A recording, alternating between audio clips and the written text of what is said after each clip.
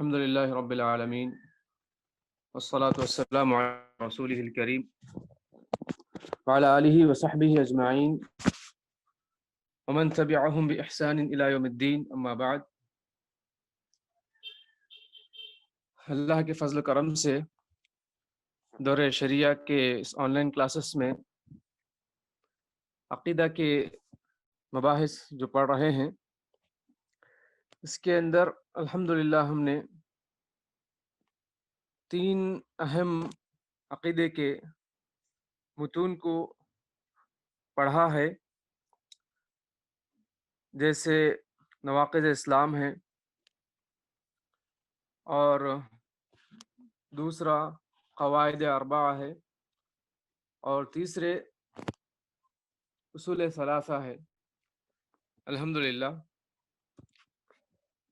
اب ایک نئی کتاب شروع کرنے جا رہے ہیں جس کا نام ہے شرح عقیدہ واسطیہ شیخ الاسلام ابن تیمیہ رحمہ اللہ تعالی. اصل کتاب شیخ الاسلام ابن تیمیہ رحمہ اللہ تعالی کی ہے، جس کا نام ہے عقیدہ واسطیہ، اور اس کتاب کی شرح کی گئی ہے، مختلف شروحات ہیں، مختلف علماء کرام نے اس کتاب کو اچھے طریقے سے کھول کر اس کو سمجھایا ہے کہ اس کتاب کے اندر کیا لکھا ہے مؤلف نے.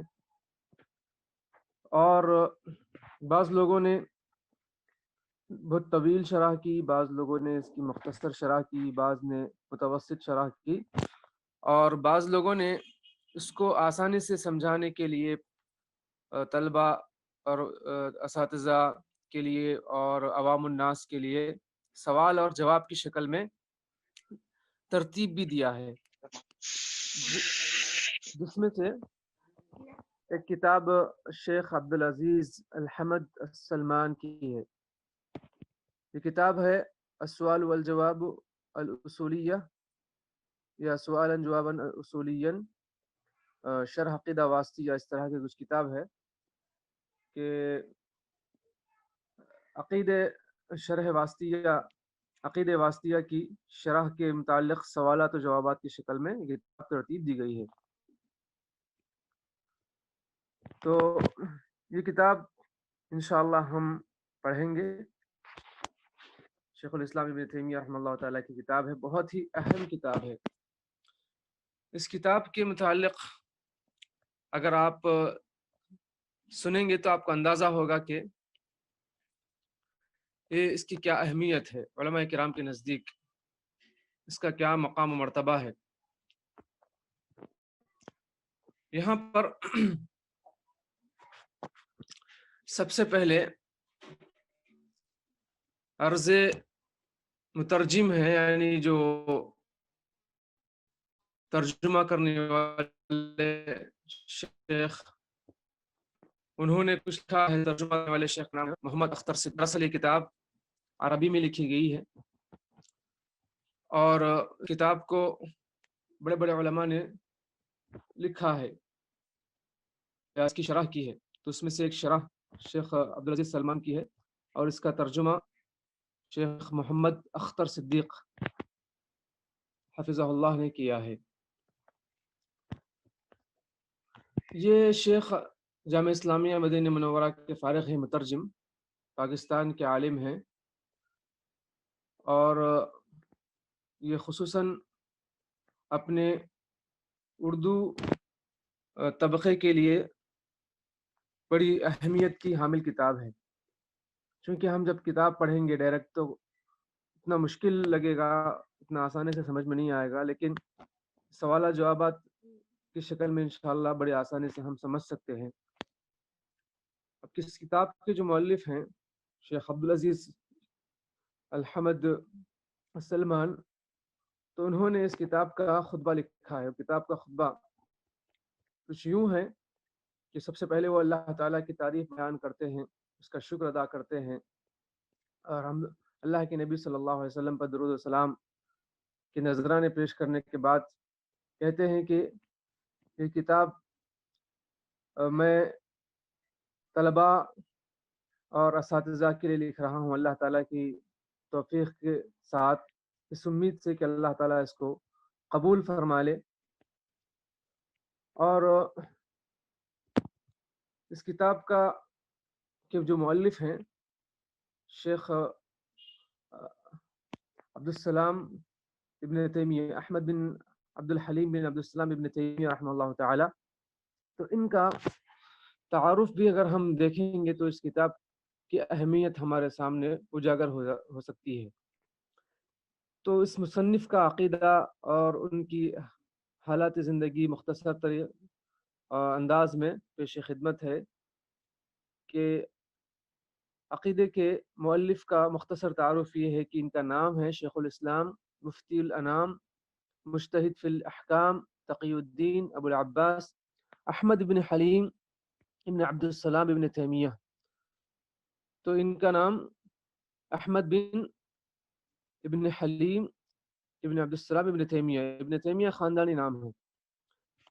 اپنے شہر کے اعتبار سے اصل یہ حران کے تھے، الحرانی، اور مسلک کے اعتبار سے یہ 4 مسلکوں میں مسلک حنبلی سے آپ کا تعلق تھا۔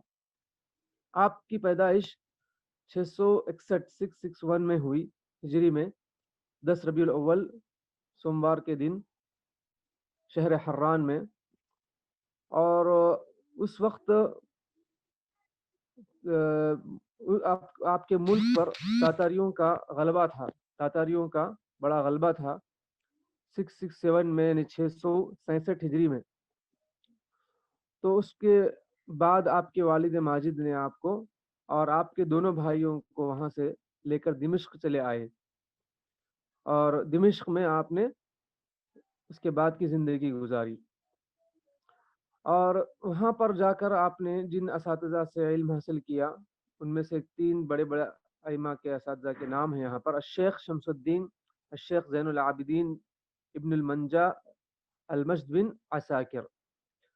اور آپ نے جو عربی زبان سیکھی ہے تو عقد الفرید ایک عربی کی بہت ہی مشہور معروف کتاب ہے، تو اس کے مؤلف ابن عبد القوی ہے، ان سے آپ نے عربی سیکھی ہے۔ اور آپ نے علم حدیث پہ بھی کافی توجہ دی، اس سلسلے میں بہت بڑی بڑی کتابیں آپ نے سیکھیں اور اس کو یاد کیا، اور اس کی شرح اور اس کے جو ہے مطالب و مقاصد کو آپ نے سیکھا۔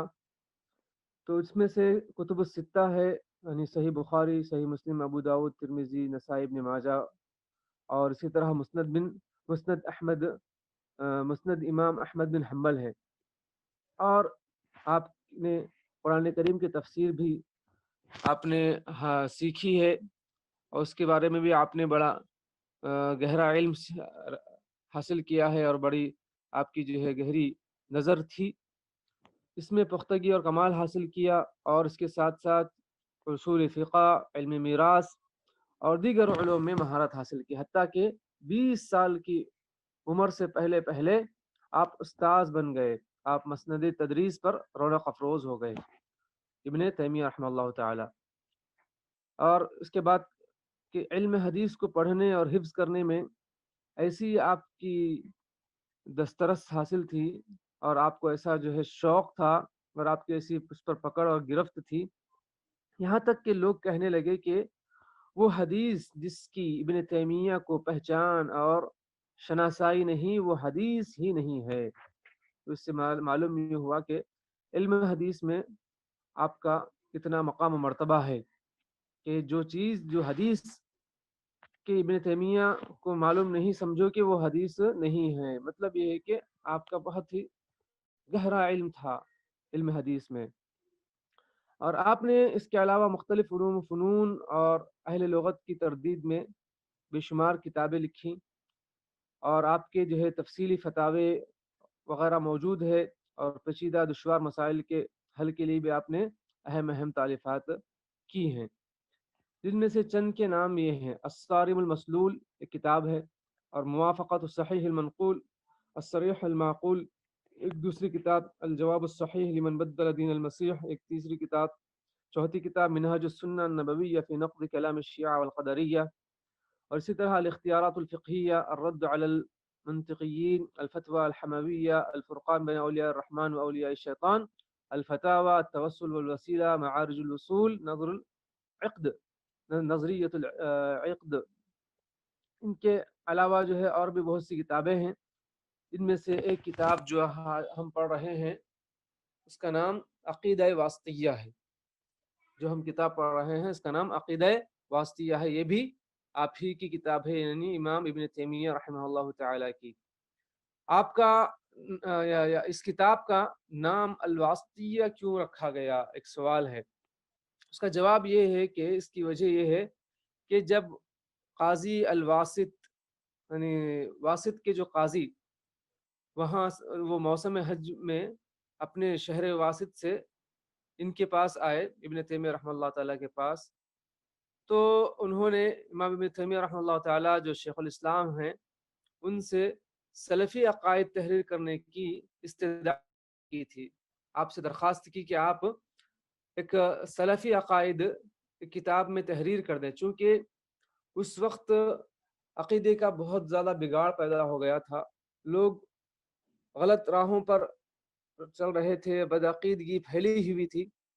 تو اس کے لیے آپ سے انہوں نے مطالبہ کیا، وہاں کے جو قاضی تھے واسط کے، تو آپ کے مطالبے پر انہوں نے کتاب لکھی. تو کہتے ہیں کہ شیخ الاسلام ابن تیمیہ رحمہ اللہ تعالیٰ نے نماز عصر کے بعد سے صرف ایک ہی بیٹھک میں، ایک ہی نشست میں اس کتاب کو مرتب فرما دیا. اب آپ اندازہ کریے اس کتاب کی تقریباً 20 سے زیادہ شروحات ہیں. تو ایسی کتاب کو انہوں نے صرف عصر سے لے کر مغرب سے پہلے تک اس کتاب کو تحریر کر دیا، لکھ دیا. تو کتنا آپ کے پاس علم کا ذخیرہ تھا اور کتنا گہرا علم تھا، سبحان اللہ. تو شیخ الاسلام ابن تیمیہ رحمہ اللہ تعالی دعوت کے راہ میں بڑے بڑے مصائب اور آلام سے دوچار ہوئے. آپ کو بہت زیادہ تکلیفیں دی گئیں. ایک بڑی مصیبت اور آفت کتاب جو انہوں نے لکھی تھی الفتوى الحمویہ، اس کی وجہ سے پیش آئی. اور اسی طرح مسئلہ طلاق ثلاثہ میں فتویٰ صادر کرنے پر طوفان برپا ہو گیا. طلاق ثلاثہ جائز نہیں ہے، ایک ساتھ ایک بیٹھک کی 3 طلاق. تو فتویٰ جو جاری کیا تو کہا کہ اس طرح ان پر جو ہے تو مصیبت کے پہاڑ ٹوٹ پڑے. اور اس کے علاوہ اور بھی بہت سی آپ پر مصیبتیں ٹوٹ پڑیں. آپ 226 ہجری میں صالحین اور انبیاء کی قبروں کی جانب نیکی اور ثواب کے ارادے سے قلبی اہتمام کے ساتھ سفر کرنے پر بھی گفتگو چھیڑ دی تھی.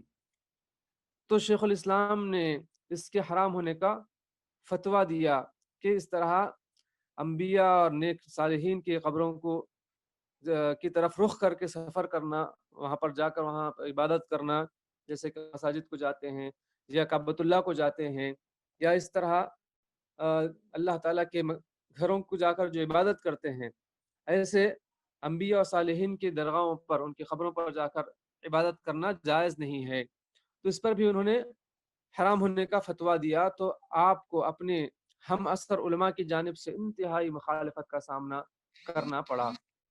ان تمام مصائب و آلام کی حقیقی وجہ صرف اور صرف ان کے ساتھ وہاں کے علماء کا حسد تھا. وہاں کے علماء نے ان کے ساتھ حسد کیا اور خواہش نفس کی انہوں نے پیروی کی. چنانچہ اس وجہ سے ان کے اس وقت کے علماء کے چیمی گوئیوں کی وجہ سے حسد کی بنا پر بادشاہ کے پاس ان کا مقدمہ پیش کیا گیا کہ یہ ہمارے مسلمانوں کو برا بھلا کہتے ہیں اور ان کے کاموں کو حرام کہتے ہیں. تو اس وقت جو سلطان بادشاہ تھے تو ان کے حکم سے آپ کو دمشق کے قلعے میں قید کر دیا گیا. دمشق کے قلعے میں آپ کو بند کر دیا گیا. آپ وہاں پر 2 سال تک، 2 برس تک اور 3 ماہ، 2 برس 3 ماہ تک وہاں پر مقیم رہے. اس مدت کے دوران آپ نے اللہ تعالیٰ کی بہت زیادہ عبادت کی، قرآن کی تلاوت کیا، تہجد گزاری کی، اور اسی طرح سے آپ اللہ تعالیٰ کی عبادت میں لگے رہے، حتیٰ کہ 2 سال کے بعد 728 ہجری میں خالق حقیقی سے جا ملے، اللہ تعالیٰ کو پیارے ہو گئے۔ تو اللہ تعالیٰ آپ پر اپنی رحمت نازل فرمائے اور اسلام اور اہل اسلام کی طرف سے آپ کو بہترین جزا عطا فرمائے۔ تو یہ مختصر تعارف رہا شیخ الاسلام ابن تیمیہ رحمہ اللہ تعالیٰ کا۔ اب اس سے اندازہ ہوا ہوگا کہ جو ہم کتاب پڑھنے جا رہے ہیں اس کی کتنی اہمیت ہے۔ اس کتاب کی بہت زیادہ شروحات ہیں، جن میں سے ایک شرح جو مشہور معروف شرح ہے شیخ الاسلام محمد بن صالح العثیمین رحمہ اللہ تعالیٰ کی شرح العقیدہ الواسطیہ کے نام سے، اور اسی طرح علامہ صالح فوزان کی بھی ہے حفظہ اللہ، اور عبدالعزیز بن عبداللہ بن باز رحمہ اللہ تعالیٰ کی بھی ہے، اور ناصر البراق کی بھی ہے، اور عبداللہ بن عبد الرحمن جبرین رحمہ اللہ تعالیٰ کی بھی ہے، اور بہت سے علماء کرام کی شروحات موجود ہیں۔ تو ان میں سے ایک شرح ہے، اور اس کو سوال اور جوابات کی شکل میں اس کو ترتیب دیا گیا ہے تاکہ پڑھنے والوں کے لیے آسانی ہو۔ تو کتاب کی متن کو چھوڑ کر صرف ہم جو ہے اس کے جو سوالات اور جوابات ہیں اس کو ہم پڑھیں گے تو انشاءاللہ ہمارے لیے سمجھنے میں آسانی ہوگی۔ امام مؤلف رحمہ اللہ تعالیٰ نے جو متن کا آغاز کیا ہے اللہ تعالیٰ کے نام سے، اس کا آغاز کیا ہے بسم اللہ الرحمن الرحیم، اللہ تعالیٰ کے نام سے شروع کرتا ہوں جو بڑا رحمان ہے بڑا رحیم ہے۔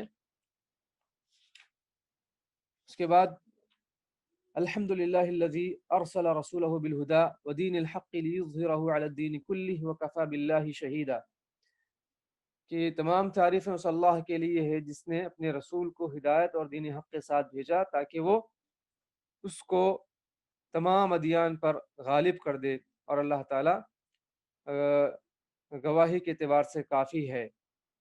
تو یہ اللہ حمد و صلات انہوں نے لکھی ہے، تو اس کے اندر جو ہے کچھ سوالات ترتیب دیے گئے ہیں کہ الحمد اور لفظ اللہ کا کیا معنی ہے۔ ایک پہلا سوال ہے، حمد اور اللہ دونوں کا کیا معنی ہے؟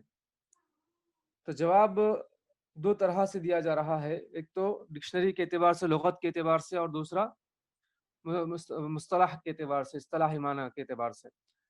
اب لغت میں اس کا معنی یہ ہے کہ اختیاری اوصاف جمیلہ پر تعظیم بجا لانے کی اس طور پر خبر دے کہ اس نے حمد و ثنا بیان کرنے والے پر اور دوسروں پر احسان کر رکھے ہیں، یعنی اللہ تعالی یحمد علی کمالہ عز وجل وعلى انعامه فنحن نحمد الله تعالى لانه كامل الصفات من كل وجه ونحمده ايضا لانه كامل الانعام والاحسان، کہ ہم اللہ تعالیٰ کی یعنی تعریف بجا لائیں اور اس کی کمالات پر اور اس کے انعامات اور احسانات پر، اور اسی طرح ہم اللہ تعالیٰ کا شکر بجا لاتے ہیں کہ وہ ہر طرح سے کامل الصفات ہے، اور اسی طرح ہم اس کی تعریف کرتے ہیں چونکہ وہ کامل الانعام والاحسان ہے، یعنی تمام کو وہی انعامات اکرامات سے نوازنے والا اور احسان کرنے والا ہے، جیسے کہ اللہ تعالیٰ نے فرمایا وما بكم من نعمة فمن الله ثم اذا مسكم الضر فإليه تجأرون، یعنی جو کچھ بھی نعمتیں تمہیں نصیب ہوتی ہیں وہ اللہ کی طرف سے ہے، پھر جب تمہیں کوئی مصیبت پہنچتی ہے تو تم اسی کی طرف پناہ طلب کرتے ہو۔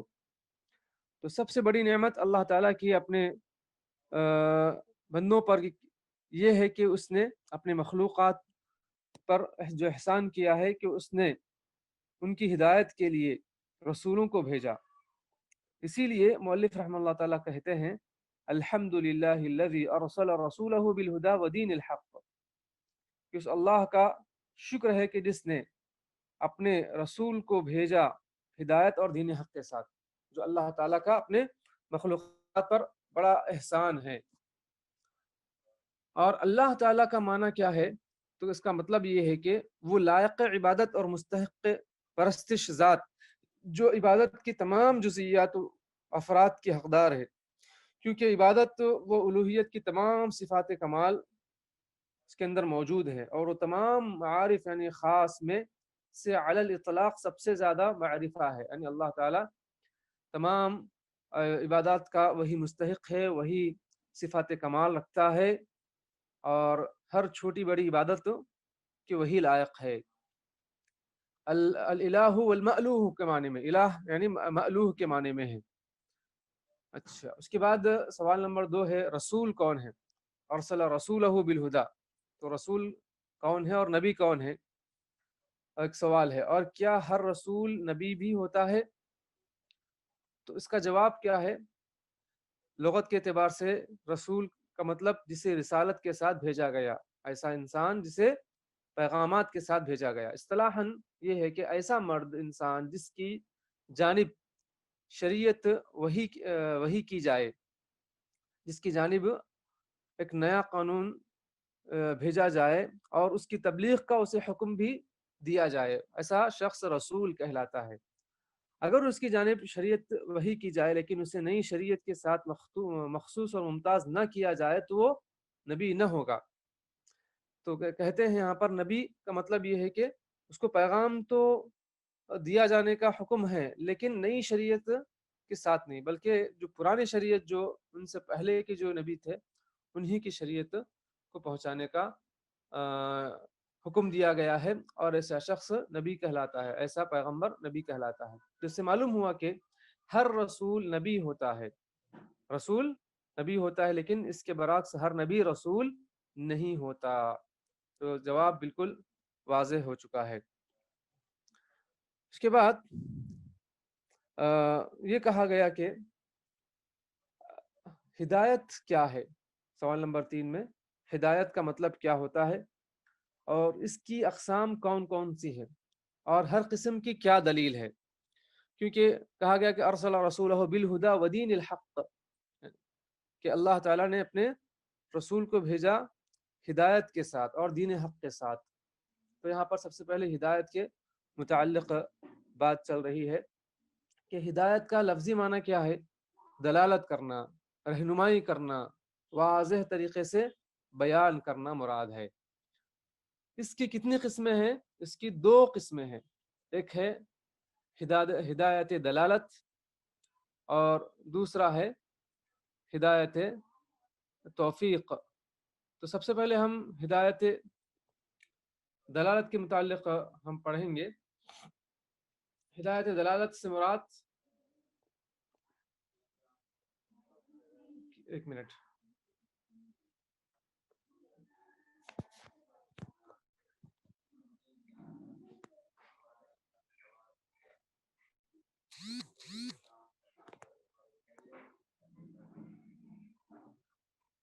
تو سب سے پہلے جو پہلی قسم ہے ہدایت کی، ہدایت دلالت، اس سے مراد وہ ہدایت ہے جس پر رسول اور انبیاء اور ان کے متبعین قدرت و طاقت رکھتے ہیں۔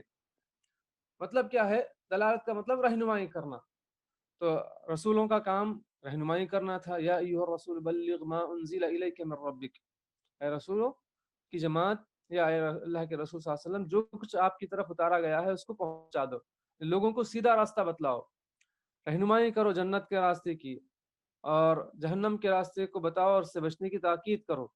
اور اسی طرح ان کے متبعین یعنی صحابہ، تابعین، تبع تابعین اور مومنین کو یہی حکم دیا گیا ہے کہ وہ اپنا کام کریں، یعنی لوگوں کو سیدھا راستہ بتلائیں۔ وَلِكُلِّ قَوْمٍ هَادٍ، اور اللہ تعالیٰ نے ہر قوم کے لیے ایک رہنما کو بھیجا ہے، اور ہر قوم کے لیے ایک ہادی ہے، ہدایت دینے والا، یعنی سیدھا راستہ بتلانے والا ہے۔ اور اللہ تعالیٰ کا اسی طرح ایک فرمان ہے وَإِنَّكَ لَتَهْدِي إِلَىٰ صِرَاطٍ مُسْتَقِيمٍ، بے شک آپ راہ راست کی رہبری کرتے ہیں۔ حضرت علی رضی اللہ عنہ کا بھی سے بھی اللہ کے رسول صلی اللہ علیہ وسلم نے یہی فرمایا لَأَن يَهْدِيَ اللَّهُ بِكَ رَجُلًا وَاحِدًا خَيْرٌ لَكَ مِنْ حُمُرِ النَّعَمِ، اگر اللہ تعالیٰ آپ کی وجہ سے ایک آدمی کو بھی ہدایت سے فیضیاب کر دے تو یہ تمہارے لیے سرخ اونٹوں سے بہتر ہے۔ تو ہمارا کام راستہ بتلانا ہے، اگر اللہ تعالیٰ اس کو توفیق دے دے تو پھر ہماری اس میں کامیابی ہے۔ تو پہلی چیز ہدایت کی جو 2 قسمیں ہیں، تو پہلی قسم ہدایت دلالت ہے، ہدایت ارشاد بھی کہتے ہیں اس کو، اور دوسری قسم ہدایت کی ہدایت توفیق ہے۔ ہدایت توفیق مطلب جس پر اللہ تعالیٰ کے سوا کوئی بھی قدرت نہیں رکھتا، یعنی کوئی بھی اس کو صحیح راستے کی طرف نہیں لا سکتا، بتا سکتا ہے۔ اس کا معنی توفیق دینا اور الہام کرنا ہے، یعنی اللہ کے اپنے نبی سے آپ صلی اللہ علیہ وسلم کا ارشاد یہی معنی میں مذکور ہے کہ انک لا تہدی من احببت ولکن اللہ یہدی من یشاء، آپ جسے چاہے ہدایت نہیں دے سکتے بلکہ اللہ تعالیٰ ہی جسے چاہے ہدایت دیتا ہے۔ یہ آیت دراصل ابو طالب کے متعلق نازل ہوئی تھی، اور عام بھی ہے اس کا حکم، لیکن سبب نزول کے اعتبار سے صحیح مسلم وغیرہ میں موجود ہے کہ ابو طالب جب بستر پر مرنے کے قریب تھے تو اللہ کے نبی صلی اللہ علیہ وسلم نے انہیں دعوت دینے کے لیے گئے، آپ صلی اللہ علیہ وسلم دعوت دینے کے لیے گئے تو وہاں پر ابو جہل اور اس کے علاوہ اور بھی سب بڑے سرداران قریش موجود تھے۔ اللہ کے نبی صلی اللہ علیہ وسلم کی خواہش تھی کہ آپ کے چچا آپ کے ساتھ دین میں داخل ہو جائیں اور جنت میں داخل ہو جائیں، لیکن وہاں پر جو بڑے بڑے لوگ تھے انہوں نے کہا کہ تم اپنے باپ دادا کے دین کو چھوڑ کر جا رہے ہو۔ تو اللہ کے نبی صلی اللہ علیہ وسلم کی خواہش تھی اللہ چچا کہ قل لا الہ الا اللہ، لا الہ الا اللہ کہہ لو، میں آپ کے لیے اللہ کے پاس سفارش کروں گا، حجت کروں گا، آپ کو جنت میں داخل کرنے کی پوری کوشش کروں گا، بس ایک مرتبہ لا الہ الا اللہ پڑھ لیجئے۔ بار بار اللہ کے نبی صلی اللہ علیہ وسلم کے اصرار تھا اپنے چچا کے لیے، لیکن ان کے حق میں توفیق نہیں تھی۔ اللہ کے نبی صلی اللہ علیہ وسلم اپنا کام کر گئے، ہدایت دلالت آپ کے جو ذمے تھی وہ آپ نے پورا کیا، لیکن ہدایت توفیق اللہ کے اختیار میں ہے، کوئی اختیار نہیں رکھتا ہے، حتیٰ کہ اللہ کے نبی صلی اللہ علیہ وسلم بھی اختیار نہیں رکھتے تھے۔ اسی لیے اللہ نے فرمایا انک لا تہدی من احببت ولکن اللہ یہدی من یشاء، آپ جسے چاہیں ہدایت نہیں دے سکتے بلکہ اللہ تعالیٰ ہی جسے چاہے ہدایت دیتا ہے۔ تو اسی لیے یہاں پر ہدایت کے تقسیمات کرنا ضروری ہے۔ اور اسی طرح ایک اور اسی معنی میں ایک آیت ہے سورہ بقرہ کی، لیس علیک ہداہم ولکن اللہ یہدی من یشاء، انہیں ہدایت پر لا کھڑا کرنا تیرے ذمے نہیں بلکہ ہدایت اللہ تعالیٰ دیتا ہے۔ اور اللہ کے نبی صلی اللہ علیہ وسلم سے ایک اور اللہ تعالیٰ کا ارشاد ہے ان تحرص على هداهم فإن الله لا يهدي من يضل، سورہ نحل کی آیت میں، گو آپ ان کی ہدایت کے خواہش مند رہیں لیکن اللہ تعالیٰ اسے ہدایت نہیں دیتا جسے گمراہ کر دے۔ تو آپ کی خواہش تو ہے کہ وہ ہدایت پر آ جائیں، لیکن اگر اللہ نہ چاہے تو کوئی اسے سیدھے راستے پر نہیں لا سکتا ہے۔ اس مسئلے میں بہت سی دوسری آیات بھی ہیں جو اس معنی پر دلالت کرتی ہیں۔ اس کو سمجھنے کے لیے ایک آسان مثال یہ بھی لے سکتے ہیں کہ آپ اپنے بچوں کو صحیح بات کی طرف رہنمائی کرتے ہیں، نماز کو بلاتے ہیں اور ہر اچھے کام کی طرف دعوت دیتے ہیں، لیکن کبھی بچے سنتے ہیں کبھی نہیں سنتے ہیں ہماری بات کو، اولاد والدین کی بات کو کبھی سنتے ہیں کبھی انکار کرتے ہیں۔ تو آپ نے جو فریضہ ادا کیا ہے وہ ہدایت دلالت کا فریضہ ہے، یعنی آپ نے ان کو رہنمائی کی ہے، لیکن توفیق جو ملتی ہے وہ اللہ کی طرف سے ملتی ہے، تبھی وہ مسجد کو جانے لگتا ہے، تبھی وہ قرآن پڑھنے لگتا ہے، تبھی وہ اچھے کاموں میں مصروف ہوتا ہے۔ تو یہ ہے ہدایت کی تفصیلات۔ اور سوال نمبر 5 اس سلسلے میں یہ ہے الحمدللہ الذی ارسل رسولہ بالہدی ودین الحق، یہ تمام تعریفیں، ہر چھوٹی بڑی تعریف اسی اللہ کے لیے ہے، اسی اللہ عز و جل کے لیے ہے۔ الحمدللہ الذی ارسل رسولہ بالہدی، جس نے رسولوں کو ہدایت کے ذریعے سے ہدایت دے کر بھیجا، ودین الحق، اور دین حق کے ساتھ بھیجا ہے۔ تو یہاں پر دین حق سے کیا مراد ہے؟ اور اسی طریقے سے لیظہرہ علی الدین کلہ سے بھی کیا مراد ہے؟ تو کہتے ہیں کہ اس کے دین کے کئی معانی ہیں، اور یہاں اس سے مراد ہر وہ حکم ہے جسے اللہ تعالیٰ نے شریعت قرار دیا ہے، تو دین حق کے ساتھ یعنی شریعت کے ساتھ، اور آیت کا مطلب ہے کہ وہ دلائل و براہین کے ساتھ اس دین کو بقیہ دینوں پر غالب کر دے، لیظہرہ علی الدین کلہ۔ لیظہرہ علی الدین کلہ کا مطلب کیا ہے؟ تاکہ وہ پوری دلیل کے ساتھ، برہان کے ساتھ اس دین کو بقیہ دینوں پر غالب کر دے۔ تو بالہدا ودین الحق، دین الحق بالہدا هو العلم النافع، علم نافع، اور دین حق هو العمل الصالح، لأن الدين هو العمل والجزاء والجزاء على العمل، ليظهره على الدين كله، أي يظهر هذا الدين على الدين كله وعلى ما لا دين له فيظهره عليهم من باب أولى۔ کہتے ہیں کہ تاکہ اس کو تمام دینوں پر غالب کر دے، یعنی دلیل کے ساتھ، برہان کے ساتھ، جو بھی جتنے بھی جو ہے ادیان ہوں، چاہے یہود و نصارہ کے ادیان ہوں یا پھر جو ہے غیر مسلموں کے ادیان ہوں یا کوئی اور ہو، تو اللہ تعالیٰ نے اپنے رسولوں کو ہدایت اور دین حق کے ساتھ بھیجا ہے، اور دلیل کے ساتھ دوسرے ادیان کا رد کرتے ہیں، اور اس طرح اللہ تعالیٰ اپنے دین کو غالب کرتا ہے۔ اور چھٹواں سوال ہے اسی کے متعلق کہ کون سی چیزیں ہیں جن کے ذریعے ایک انسان اپنے دین کی معرفت حاصل کر سکتا ہے، یعنی کیسے وہ دین کے معرفت حاصل کر سکتا ہے؟ تو اس کا جواب یہ کہ مشہور و معروف حدیث جبریل جو آپ نے پڑھی ہے، تو اس میں مذکورہ 3 ارکان کی معرفت کے ساتھ جو چیزیں بیان کی گئی ہیں کہ 3 چیزیں، اسلام، ایمان، احسان، اگر کوئی اس کو پڑھ لے تو یا اس کی معرفت حاصل کر لے تو اس طرح وہ اپنے دین کو پہچان لے گا، جن نبی صلی اللہ علیہ وسلم نے بڑے ہی واضح انداز میں تسلی بخش سے جواب دیا ہے۔ تو ہم جو ہے اپنے دین کی معرفت کیسے حاصل کر سکتے ہیں؟ تو یعنی ہمارے پاس کیا چیز ہے؟ حدیث جبریل اگر ہم پڑھیں گے تو ہمارا دین کیا ہے، ہمارا اسلام کیا ہے، ہم کو کس طرح عمل کرنا چاہیے، اس حدیث سے ہمیں واضح انداز سے پتہ چلتا ہے۔ اور 7واں سوال ہے وَكَفَى بِاللَّهِ شَهِيدًا، اسی متن میں اللہ تعالیٰ کی جو ہے قول ہے، آیت بھی ہے یہ وَكَفَى بِاللَّهِ شَهِيدًا، کہ اللہ تعالیٰ گواہی کے اعتبار سے کافی ہے۔ کیا مراد ہے اس سے؟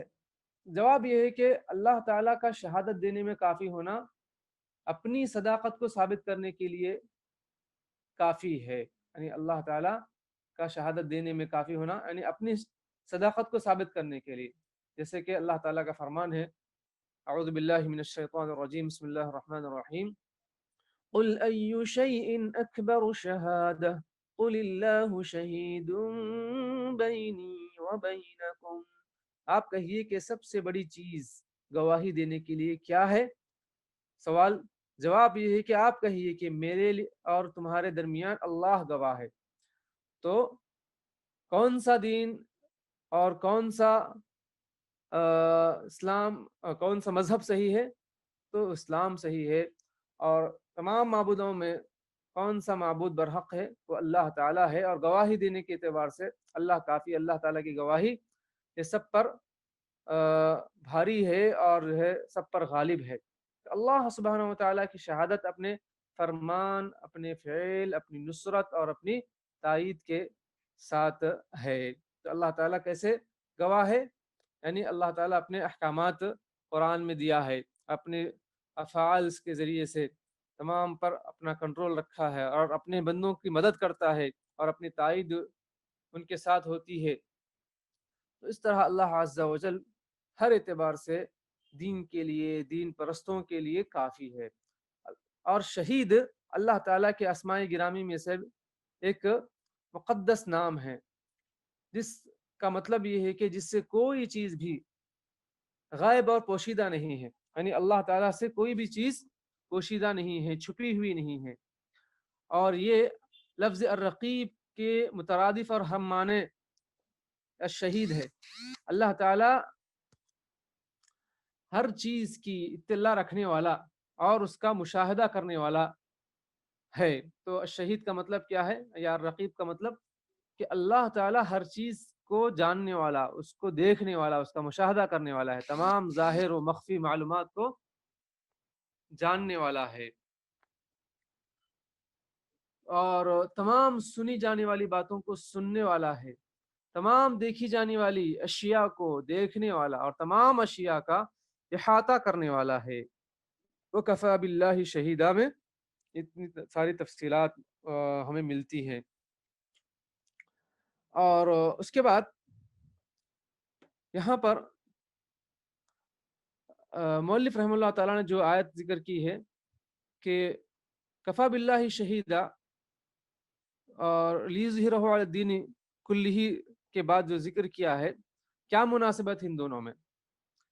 تو کہتے ہیں کہ اس کے اندر مناسبت یہ ہے کہ نبی اکرم صلی اللہ علیہ وسلم جب یہ لوگوں کو دعوت دینے لگے کہ جس نے میری اطاعت کی وہ جنت میں داخل ہوا، من اطاعنی دخل الجنہ ومن عصانی دخل النار، جو میری نافرمانی کیا وہ آگ میں داخل ہوا.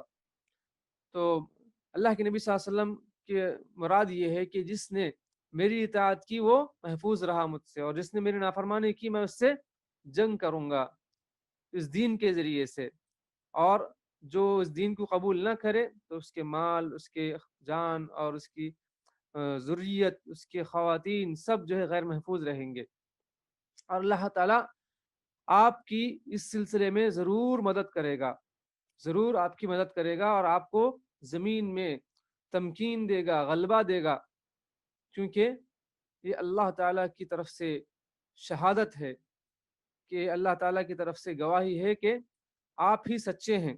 یعنی آپ جب اس پیغام کو لے کر آئے اور لوگوں نے اس کو قبول نہیں کیا تو اللہ تعالیٰ آپ کو غالب کرے گا، اور ضرور اللہ تعالیٰ آپ کی مدد کرے گا، چونکہ یہی برحق دین ہے. اور اللہ تعالیٰ اس بات کو ثابت کرنا چاہتا ہے کہ جو پیغام آپ لے کر آئے ہیں وہ اللہ کی طرف سے ہے، اور اللہ تعالیٰ اس پر گواہ ہے. آپ کا دین برحق ہے، اور جو اللہ کے پر بہتان باندھے وہ جھوٹا ہے. تو اور جو لوگ اللہ کے نبی صلی اللہ علیہ وسلم کو نہیں مانے تو ان کا انجام کیا ہوا جانتے ہیں کہ وہ ہلاک و برباد ہو گئے. جیسے مسیلمہ کذاب ہے، اسود عنسی ہے، انہوں نے اللہ کے نبی صلی اللہ علیہ وسلم کے بعد انہوں نے نبوت کا دعویٰ کیا، لیکن ان کو آخرکار ذلیل و رسوا ہونا پڑا. وہ لوگ مرتد ہو گئے اور ان کو ہلاک کر دیا گیا، ان کا نام و نشان مٹ گیا. تو جو اللہ تعالیٰ نے رسولوں کو بھیجا، نبیوں کو بھیجا اور اللہ کے نبی صلی اللہ علیہ وسلم کو بھیجا، تو اللہ تعالیٰ ضرور اس دین کو غالب کر کے رہے گا. سوال نمبر 8 یہ ہے کہ لا الہ الا اللہ کی شہادت کا کیا معنی ہے اور اس کے ارکان کون کون سے ہیں؟ بڑا ہی اہم سوال ہے کہ لا الہ الا اللہ کی شہادت تو ہم دیتے ہیں اور بہت سے مسلمان دیتے ہیں، لیکن اس کے معنی کو سمجھے بغیر دے رہے ہیں. تو ہمیں اس کا معنی سمجھنا انتہائی ضروری ہے. تو لا الہ الا اللہ کا معنی لا معبود بحق الا اللہ ہے، یعنی اللہ کے سوا کوئی بھی معبود برحق نہیں، اور اس اللہ تعالیٰ کے سوا سب معبود باطل ہیں، حق اللہ تعالیٰ ہی ہے. لا معبود بحق یہاں پر موجود نکالنا ضروری ہے. اس کا مطلب بہت سے لوگ بموجود کہتے ہیں، لا معبود بموجود الا اللہ، جو بھی موجود ہے اس دنیا میں اللہ ہی ہے، یہ معنی ہوگا، جو بالکل ہی باطل معنی ہے، جو عقیدے کو بالکل بگاڑ دینے والا ہے. تو لا معبود بحق، حقیقی معبود سوائے اللہ کے کوئی نہیں ہے. اب لا الہ الا اللہ کے 2 ارکان ہیں. لا الہ ایک رکن ہے اور الا اللہ دوسرا رکن ہے. تو لا الہ یہ نفی پر دلالت کرتا ہے اور الا اللہ اس بات پر. کیا مطلب؟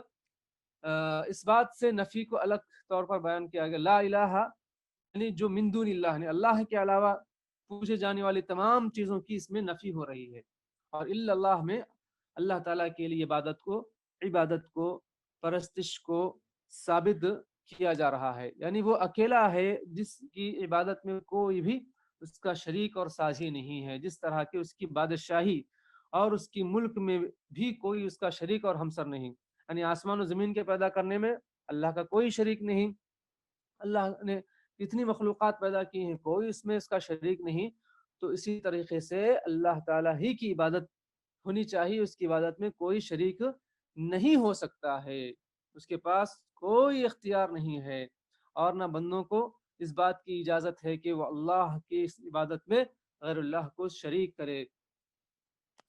یہ بہت ہی اہم نقطہ تھا، بہت ہی اہم سوال تھا، لوگوں کو اس میں بہت ہی بڑا زیادہ شبہ رہتا ہے۔ بہت سے لوگ اللہ تعالیٰ کو معبود تو مانتے ہیں لیکن عبادت میں غیر اللہ کو شریک کرتے ہیں۔ کوئی جو ہے اپنے یعنی مسلمان ہے تو اپنے بزرگوں کو، کوئی جو ہے معین الدین چشتی کو، کوئی فلاں کو، کوئی فلاں کو، بعض رسولوں کو، بعض علی رضی اللہ عنہ کو، بعض حسن حسین رضی اللہ عنہما کو، اور غیر مسلم ہیں تو وہ اپنے اپنے طور پر، یہود ہے تو وہ پھر عزیر علیہ السلام کو، عیسیٰ علیہ السلام کو نصارہ ہیں، تو ہر ایک اپنے اپنے طور پر اللہ کے چھوڑ کر دوسروں کو خدا بنا لیے ہیں، لیکن یہ سب بھی مخلوق ہیں، بندے ہیں، ان کو خدا بنانا بالکل ہی جائز نہیں ہے۔ اب ایک اہم سوال آ رہا ہے لا الہ الا اللہ کے متعلق، کہ لا الہ الا اللہ کی شروط کتنی ہیں اور کون کون سی ہیں، اور ان کے برعکس کون سی چیزیں ہیں۔ یہ اس سے میں سمجھتا ہوں کہ بہت سے کم لوگ اس سے واقف ہوں گے اس سوال کے جواب سے، چونکہ لا الہ الا اللہ کے شرائط ہیں، صرف لا الہ الا اللہ پڑھ لینا کافی نہیں، اس کو سمجھ کر، اس کے مطالب کو سمجھ کر پڑھنا ضروری ہے۔ علماء کرام نے مختلف قرآن اور حدیث کی دلائل کی روشنی میں یہ شروط کو ترتیب دیا ہے، تو 7 شرطیں ہیں لا الہ الا اللہ کی۔ پہلی کیا ہے؟ علم ہے، اس کے برعکس کیا ہے؟ جہالت ہے۔ لا الہ الا اللہ کی 7 شرطیں ہیں، پہلے سوال کا جواب، اور دوسرا سوال کیا کیا ہیں؟ تو پہلے علم ہے، اور اس کے برعکس کیا ہے؟ جہالت ہے۔ اور اللہ تعالیٰ نے قرآن میں اللہ کے نبی صلی اللہ علیہ وسلم کو اسی بات کا حکم دیا، فَاعْلَمْ أَنَّهُ لَا إِلَهَ إِلَّا اللَّهُ، کہ آپ صلی اللہ علیہ وسلم آپ معلوم کریے، جان لیجئے کہ نہیں ہے کوئی معبود برحق سوائے اللہ کے۔ تو اس بات کا علم ہونا ضروری ہے کہ ہمارا ایک ہی معبود ہے، اس کے علاوہ کوئی نہیں ہے۔ دوسری شرط یقین ہے، اس کے متضاد جو چیز ہے وہ شک ہے، تردد ہے، تو یقین ہونا ضروری ہے اللہ تعالیٰ کے اکیلے ہونے پر۔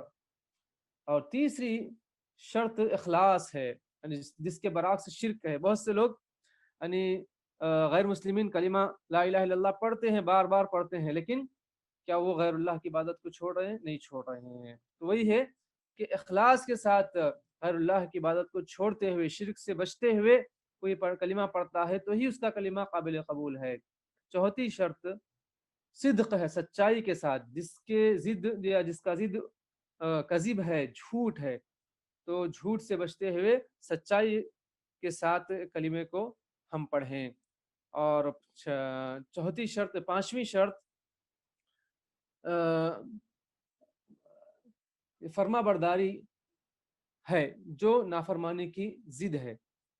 اور ساتویں شرط محبت، اس کے برعکس نفرت ہے۔ تو اس طرح یہ چھٹویں شرط تھی، وہ ساتویں شرط قبول ہے جو رد کرنے کے برعکس ہے۔ تو یہ 7 شروط ہیں جس کو کسی نے عربی میں اس کو جمع کر دیا ہے، عربی کے 2 شعر میں اس کو اس طرح جمع کر دیا ہے کہ آپ اس آسانی سے یاد کر سکتے ہیں: علم یقین و اخلاص و صدقک مع محبت و انقیاد والقبول لها، کہ آپ کو جاننا ضروری ہے، جس کے برعکس جہالت ہے یقین، جس کے برعکس شرک ہے یقین رکھنا، اخلاص جس کے برعکس شرک ہے، سچائی جس کے برعکس جھوٹ ہے، محبت ہے جس کے برعکس نفرت ہے، انقیاد یعنی فرما برداری کرنا بھی ضروری ہے. اس کے بعد لا الہ الا اللہ کے بعد نمازیں پڑھنا اور روزے رکھنا، زکوٰۃ وغیرہ دینا، اور اللہ کی ہر بات کو ماننا، تسلیم کرنا، اللہ کے رسول صلی اللہ علیہ وسلم کی باتوں کو ماننا. اور ساتویں شرط والقبول لہا، اور لا الہ الا اللہ کو قبول کرنا اور اس کے ساتھ اس کے جو بھی متعلقات ہیں اس کو بھی قبول کرنا ضروری ہے. اس طرح یہ 7 شرائط ہیں اور آپ بھی اس کو یاد رکھیں، بہت ہی اہم ہے ان کو یاد رکھنا. اس کے بغیر لا الہ الا اللہ کی تکمیل نہیں ہوتی ہے. سوال نمبر 10 پڑھ کر عقیدے کے اس سبق کو ہم یہاں پر روکتے ہیں. سوال نمبر 10 کیا ہے؟ کیا زبان سے شہادت دے دینا ہی کافی ہے یا اس کے معنی مطلب کا جاننا اور اس کے تقاضوں پر عمل پیرا ہونا بھی لازم ہے؟ تو بہت سے لوگ صرف زبان سے شہادت دے دیتے ہیں اور سمجھتے ہیں کہ ہم مسلمان ہو گئے. نہیں، بلکہ اس پر عمل کرنا بھی ضروری ہے. زبانی اقرار کا کوئی اعتبار نہیں ہوگا، صرف اسی کا اعتبار ہوگا جو اس کے معنی اور مطلب کو سمجھتے ہوئے اس کے ظاہری اور باطنی تقاضوں کو عملاً مانتے ہوئے اس کا اقرار کرے گا، تو ہی اس کا گواہی دینا قابل قبول ہوگا. اس سے ثابت ہوا کہ دونوں شہادتوں کا علم اور عمل لازمی ہے. یعنی دونوں شہادتوں سے مراد لا الہ الا اللہ کی شہادت ہے اور محمد رسول اللہ صلی اللہ علیہ وسلم کی شہادت ہے. اور اللہ تعالیٰ کا یہی فرمان ہے سورہ زخرف میں، الا من شہد بالحق وهم يعلمون. ہاں، مستحق شفاعت وہ ہیں جو حق بات کا اقرار کریں اور انہیں علم بھی ہو. وهم يعلمون، اقرار کے ساتھ علم بھی ہونا ضروری ہے. اور ایک اور آیت ہے سورہ محمد آیت نمبر 19 میں، فَاعْلَمْ أَنَّهُ لَا إِلَهَ إِلَّا اللَّهُ وَاسْتَغْفِرْ لِذَنبِكَ. سو اے نبی صلی اللہ علیہ وسلم، آپ یقین کر لیں کہ اللہ تعالیٰ کے سوا کوئی معبود نہیں اور اپنی لغزشوں کی بخشش مانگا کریں. اس کے علاوہ اور بھی بہت سے دلائل ہیں اس سلسلے میں. تو انشاءاللہ آج کے تک یعنی عقیدے کے باب میں اتنا کافی. 10 سوالات ہم پڑھے ہیں شرح عقیدہ واسطیہ کے، جو اللہ تعالیٰ کی تعریفات میں یہ مذکور ہے.